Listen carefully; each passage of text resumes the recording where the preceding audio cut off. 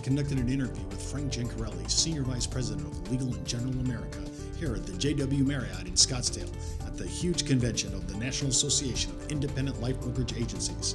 Enjoy this interview. It's really a good one. Welcome, everyone. I'm Steve Savant, host of the Business Insurance Zone, and today we're broadcasting at the National Association of Independent Life Brokerage Agencies at the JW Marriott in Scottsdale, Arizona. And with me today, from Legal and General America, is my good friend Frank Gencarelli. Frank, welcome to our show. Thank you so much, Steve. It's great to be here. Well, we're with so many carriers here today, and we're talking with you. I want to talk about so many things that are going on to really let our agent force, our field force, really know what has been happening, because we're going through name changes here. I mean, Banner's been huge in the market. Yeah. They've owned the guaranteed term market. They've owned the guaranteed universal life market. You're one of only, a couple carriers that even endow off the guaranteed universal life. That's right. A lot to talk about. Yeah. And you guys do huge business in the preferred area too. I mean, you guys are major players. Yeah. Talk to me a little bit about the pricing, what your mindset is. And remember, there's a lot of carriers that are leaving the GUL market. That's right. Why are you staying in it? Well, because we can. To answer the question very shortly and succinctly, we actually believe that people want guaranteed premium protection.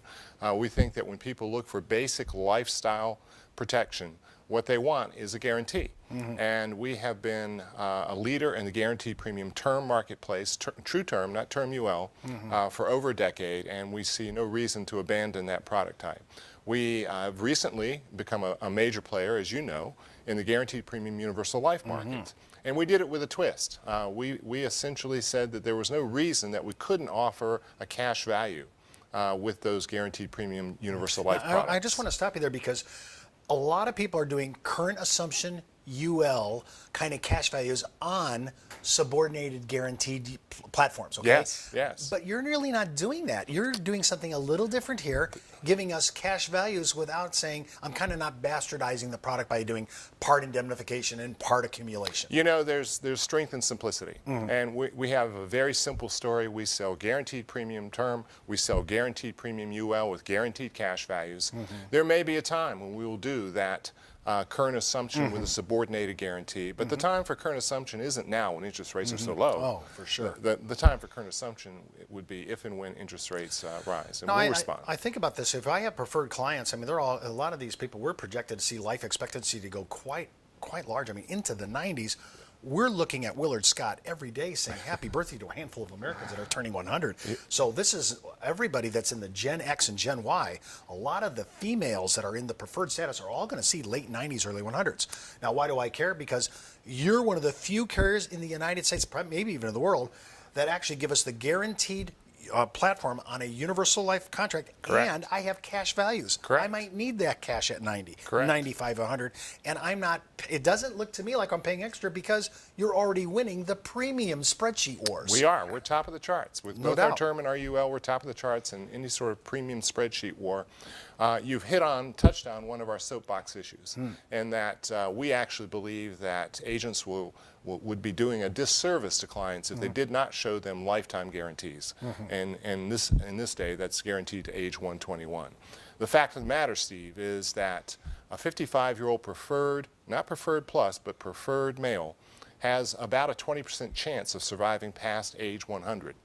And we actually believe that agents ought to present the 121 option to each and every client with the caution that with medical advances and with extensions of life that we're seeing right now, you may well survive to 121 or certainly past 100. We just saw a case with Banner where we were highlighting the difference between a guaranteed participating whole life contract and the GUL that we were offering through Banner. Now, I thought it was amazing, because the complaint of the purveyor of the whole life was that we had no guaranteed cash, we had no endowment. And I said, well, in my Banner contract, I actually have all this, and yours is performing on the basis of dividends, which is not guaranteed. Not guaranteed. And ours already priced into the product. Right. That little mantra could be the indemnification banner, if you don't mind me punning it, Don't mind for 2012. That's right. That's right. the fact that we have guarantees across the board, guaranteed premiums, guaranteed cash values, I think is just a source of comfort. The American public just has been trained through experience not to really trust insurance companies and other big financial institutions. So any sort of trust me factor is met with great skepticism. I'm also noticing that in the platforms there's about 4 to 5 carriers left that actually make a distinction between standard and standard plus. Yes. And you guys you kind of niched on the top side of that issue. The standard plus area seems to be the area you want to play in. It really is. I mean, when we focus on pricing, we focus on standard plus and better, most rigidly in terms of where we want to be in the spreadsheets and the like. We also rate off of standard plus. So if you get a table rating from us, it'll be off the standard plus rating, and that not just the standard. That alone can be could be a table. That could be a table advantage versus the competition. Well, I really like that because now I have 2 areas to go in with Banner. It's not just the pricing, because we already know on every spreadsheet, whether it's GUL or term, all those guarantees, we own that indemnification space. Exactly. Now we're trying to look at areas where we can niche out, and standard plus, especially if I had a rating.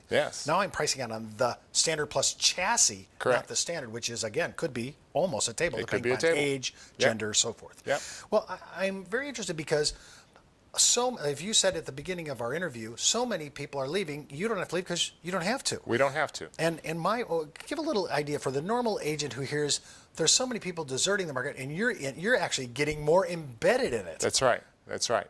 We have, and not to get too technical, but there are reserve issues that companies have to face, and we have, through the strength of our parent, really kind of great coverage for all those reserve issues, both on true term, guaranteed premium term, and guaranteed premium universal life. Therefore, we feel as though we can maintain this emphasis on guaranteed premiums and emphasis on top of the chart competitiveness. And the fact of the matter is we don't emphasize single premiums that much either. So in this investment environment where returns are so low, we're not faced with the challenge of having to invest a lot of single premium business that comes in. We are, as you say, we're the guaranteed indemnification company. Right. And because of that focus, we can continue to offer the guarantees where others are struggling. Well, I like the reserve issue because everybody's been debating the issue of secondary guarantees, right? Especially when you look at shadow accounts, things of that nature. It's always a kind of a struggle to say, well, can I price to that? How much am I going to have to reserve? Is that going to be profitable? Right. But because of your parent now, and we're going to get into this in our second segment, really large, about the name change, the whole, but when I'm thinking about Legal General, I mean, they're huge. They're huge. And they have reserves. Those are all those reserves, all the strength of the parent company is backing the Banner and William Penn of New York, or it isn't? It isn't, no, but they have been instrumental in a lot of the transactions that we've executed in order to back those reserves. So if you will, we can't say that the full faith and credit of Legal & General is behind the obligations of Legal & General America, and that's quite common for European parents. I mean, I can cite several other examples of well-known names. Sure. But they have been, in essence, co-signers on some of the transactions that we've done to cover those XXX reserves. And of course, they're 100% stock owners. Yes. Yeah, so I would say they're not leaving anytime soon. They're not leaving anytime soon. Okay. No, we're a big, important part of their international strategy. Well, I'm thinking everybody has such a name recognition of Banner. It's been in the brokerage market for a long time. Yes. And William Penn of New York, I'm not a New York resident, but I'm sure that people have been in there. I'm just assuming, because that's kind of a small area of our practice at Brokers Alliance. But I'm trying to think about Banner and the name change that we're heading to, because when we get back from the break, I want to talk about the whole idea of not only the UK parent, but the new kind of rebranding, because we're still going to see it on Banner paper, right? That's right. That's right. So paper. We won't really notice that much change. Well, you'll notice it certainly in the way that we present ourselves. The policies will be issued with Legal & General America logos. But it'll be very clear that the underwriting company, if you will, is Banner Life or William Penn Life of New York. Excellent. Well, listen, when we come back after the break, we're going to talk more with Frank Giancarelli on Legal & General America, the new name in America, with their parent company, Legal & General. Hello, welcome back, everyone. I'm Steve Savant, host of the Business Insurance Zone, and I'm interviewing Senior Vice President of Sales and Marketing for Legal General America. I got to get used to that, Frank Giancarelli. All right. Frank, welcome to the show. And I'm going to have to get used to this. Yeah, I mean, Legal and General America. It's a mouthful, It isn't it? is a mouthful. I'm the first one to start using this phrase, and I'm going to start using it LGA. That's I'm just fine. going to end it that way because I think it's easier. That's right. I think a new moniker of the market. Now, a lot of people want to know why the name change, and I think the reason is because they don't know who your parent is. Exactly. So talk a little bit about name change, Yes. identification branding, Yes. and talk about huge parent Yes. out of the UK. Okay, well, that was, the huge parent is really the reason for the name change. Most people knew Banner Life as a high-quality, mid-sized term writer in suburban D.C. And we're really much more than that. We're part of a family that is huge. Legal and General Group, PLC, is 175 years old. It was formed in a coffee shop in the UK 175 years ago, celebrated its anniversary on September 19th. It is the 9th largest insurance company in the world, in the world. Wow. Based on admitted assets, according to a report from AM Best. So we actually are part of a huge family. And in this day and age, a lot of folks, a lot of buyers kind of have, size and mass and significance as a screen when they're deciding what company they should buy from. So we decided that we should really transition our brand from Banner Life, William Penn Life of New York, to Legal and General America, so that people would identify us with that larger, strong, very strong, highly rated parent. When I think of the normal producer out there and our producers, we always have to deal with paperwork. Our business is intense in documentation. Yes. But will the word Banner go away? Will the word William Penn, of New York, will that go away? It won't go away. Those are still the underwriting companies, the companies that will issue the contract and with whom you have the contract will be Banner or William Penn Life Insurance Company of New York. But they're all part of a holding company that's named Legal and General America, and you will see that umbrella logo everywhere. Even when it comes to policy delivery documents and that sort of thing. Will anything change, like on some of the big spreadsheets of the United States? Yeah. Vital Term, Yeah. Vital UL, Yeah. CompuLife. Yeah. Will any of that change? Will it stay Banner, or will it change to LGA? Both. To answer your question, it is quite a job to really kind of consider all the issues that come up when you want to change your branding.